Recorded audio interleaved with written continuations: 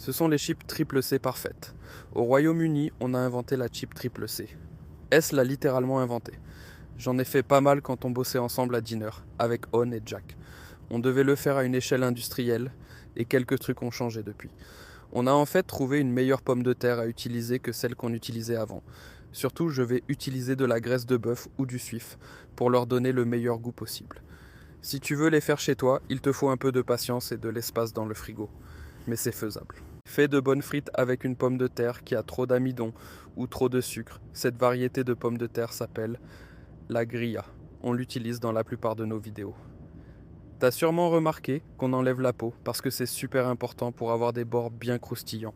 Il faut laisser au moins 15% de la pomme de terre se détacher, donc tu vas perdre à peu près 15% de la patate. Ça va permettre d'avoir ces belles petites ondulations partout sur ta pomme de terre. Ce n'est pas un fruit américain ou belge au Royaume-Uni, notre plat national c'est clairement le poisson. Et frites. C'est vraiment une frite de chippy, une grosse wedge qui ne passe clairement pas par un triple cuisson. Elle est juste frite dans l'huile. Tu peux voir la taille de ces patates. Tu vas perdre tous ses bords pendant la cuisson. Regarde, on lave ses pommes de terre, l'amidon commence à sortir. En gros, une agrilla est bonne parce qu'elle a un haut taux d'amylase. Et l'amylase contribue à la croustillant car ça garde le croustillant à l'extérieur et ça rend moelleux à l'intérieur.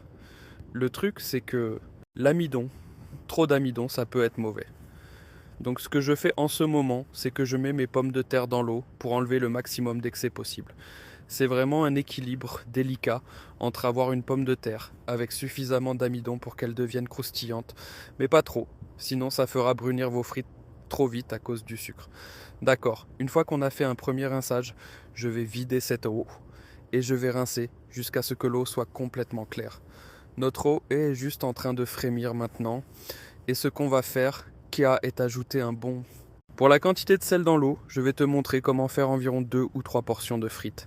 Mais le truc important, c'est de laisser assez d'espace dans la poêle pour pouvoir les bouger un peu.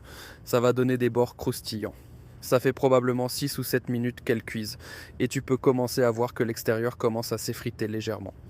Le plus important à ce stade, c'est de remuer la poêle, doucement, encore et encore. Et juste le fait de remuer, ça fait que les bords se frottent ensemble. Tu ouvres la porte à l'huile pendant la phase de blanchiment et la dernière phase de croustillant, jusqu'à ce que ça devienne des chips. Ça fait environ 18 minutes. On y est presque, ça commence à se détacher. Je vais éteindre la plaque maintenant. Et tu peux voir que j'ai déjà perdu quelques chips, mais c'est pas grave. Maintenant, elles vont juste rester dans l'eau pour finir. On va cuire tout ça tranquillement, et pendant ce temps, on va les retourner doucement. Nos frites ont trempé un moment dans l'eau et on les a remuées de temps en temps. C'est exactement ce qu'on veut, des petits poissons bien ébouriffés sur les patates. Faites bien attention en les sortant, sinon ils vont juste se transformer en purée. On les espace bien sur le plateau et voilà, ils sont complètement cuits. C'est exactement ce qu'on cherchait. Europlus commence à ressortir, les pommes de terre vont devenir vraiment blanches. C'est exactement ce qu'on cherche, ces petits poissons et ces croustillants et morceaux croquants. Honnêtement, tu vois des gens jeter ces morceaux, mais ce sont ceux-là que tu vas grignoter à la fin. Ce sont de loin les morceaux les plus croustillants. Donc je vais les mettre au congélateur maintenant pour les refroidir. Et ensuite on peut préparer notre poêle pour commencer à les frire. Pour la première friture, on va utiliser de l'huile végétale et on va le faire à peu près 140 degrés, 120-140 pendant environ 8 minutes. Et ensuite la dernière friture va être notre graisse de bœuf. En fait c'est juste toute notre graisse de bœuf vieillie, réduite et fondue. Mais c'est assez important de ne pas le faire complètement avec de la graisse de bœuf, parce qu'elle a un point de fumée plus bas. Donc il faut mélanger de l'huile végétale et de la graisse de bœuf, juste pour lui donner du goût. La plupart des petites charcuteries sympas et des bouchers auront soit de la graisse de bœuf que tu peux faire fondre, soit de la graisse de bœuf ou du saindoux sur place. Je pense que les gens commencent à réaliser que des aliments vraiment transformés, comme la margarine qui n'est finalement que de la graisse végétale, homogénéisée, c'est en fait beaucoup pire que de se contenter de graisse naturelle. Je ne dis pas que manger des frites cuites 3 fois par jour, ce n'est pas mauvais pour la santé, mais je pense que les gens devraient cuisiner un peu plus avec des graisses animales normales qui n'ont pas été transformées. Je pense que ce serait une bonne chose. Regarde, le grand-père Joe, 91 ans, ça ne lui a pas fait de mal. Regarde ses frites. Fais pas le malin, papy J. J'ai pas vraiment tout congelé, j'ai juste refroidi un peu jusqu'à ce qu'ils soient bien froids. Ils ont dû passer environ 10 minutes au congélateur, mais tu peux juste les mettre au frigo ou quelque chose comme ça, en frottant un peu sur les côtés, et ensuite ils sont prêts à aller dans la poêle pour la suite. Ces petits poissons vont s'ouvrir, et l'huile va pénétrer à l'intérieur pour les rendre croustillants. C'est ça qui va faire la frite parfaite. Donc notre huile est à Euro peut prendre 140 et on ajoute nos chips en faisant vraiment attention. Non, il faut une chaleur vraiment douce à ce stade. C'est super important de ne pas trop remplir la poêle. En fait, il faut qu'elles cuisent doucement, presque confites, mais pas tout à fait. Elles doivent frémir tranquillement à cette température. Et la seule chose qu'on va faire, c'est probablement les remuer dès qu'elles auront cette première croûte de l'huile de friture. Ensuite, on pensera au remuer. Les pommes de terre, ouais, une fois qu'elles ont eu leur première friture, elles ne sont plus aussi délicates. Donc tu peux les manipuler un peu différemment. Si tu utilises une friteuse, pas de souci. Mais si tu prends une casserole à fond épais, c'est vraiment important de faire attention de temps en temps pour pas qu'elles se collent au fond. J'ai juste soulevé délicatement, elles sont encore fragiles et elles cuisent doucement. Je dirais qu'il leur reste encore 5 minutes. Des minutes comme ça, environ 8 à 10 minutes au total, jusqu'à ce qu'il soit bien blanchi. On a beaucoup de commentaires longs dessus.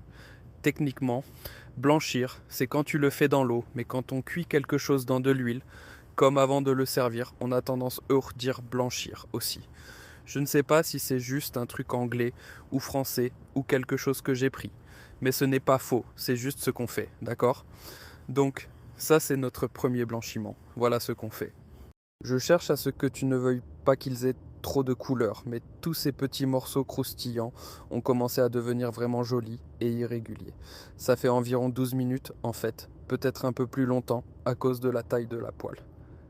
Tous ces petits morceaux se sont détachés sur les bords, donc même sur les chips un peu plus grosses, tu as cette couche de fissure partout sur la pomme de terre.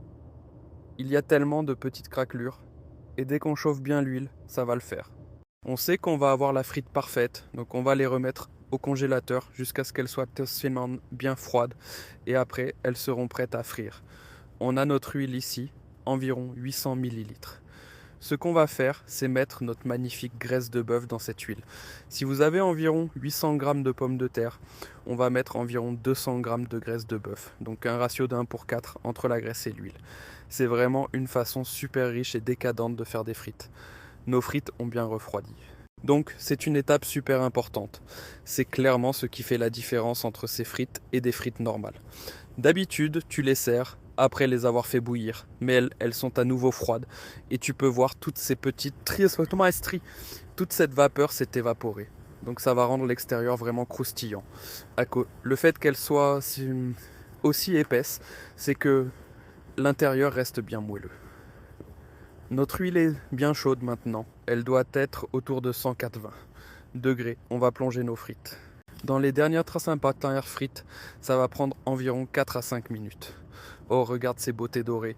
C'est exactement ce qu'on veut. Donc continue à les bouger à ce stade. On ne veut pas qu'elles brûlent en dessous. Si tu utilises une friteuse Spaghetti, ce n'est pas du tout nécessaire de les remuer tout le temps. Ça fait environ 4 minutes. Je vais les laisser un tout petit peu plus longtemps pour qu'elles soient encore plus croustillantes. Et surtout, le meilleur type de sel pour bien les assaisonner dans tous les petits recoins. Le sel fin pour assaisonner, c'est top parce que le gros sel en flocons, ça ne rentre pas dans la chips. Et ouais, c'est toujours mieux d'assaisonner quand c'est chaud. Tu obtiens de bien meilleurs résultats et le sel adhère mieux. Voilà, c'est la chips parfaite, c'est ce que tu cherches. Elle laisse un bien cassé mais garde sa forme et sa structure. Et tu peux voir toutes ces petites stries et fissures. N'oublie pas tous ces petits morceaux aussi. Avant, on avait l'habitude de les jeter dans l'ancien endroit où je bossais. Mais pour moi, c'est de loin le meilleur Beat Mountain de chips. Et ça, c'est Tommy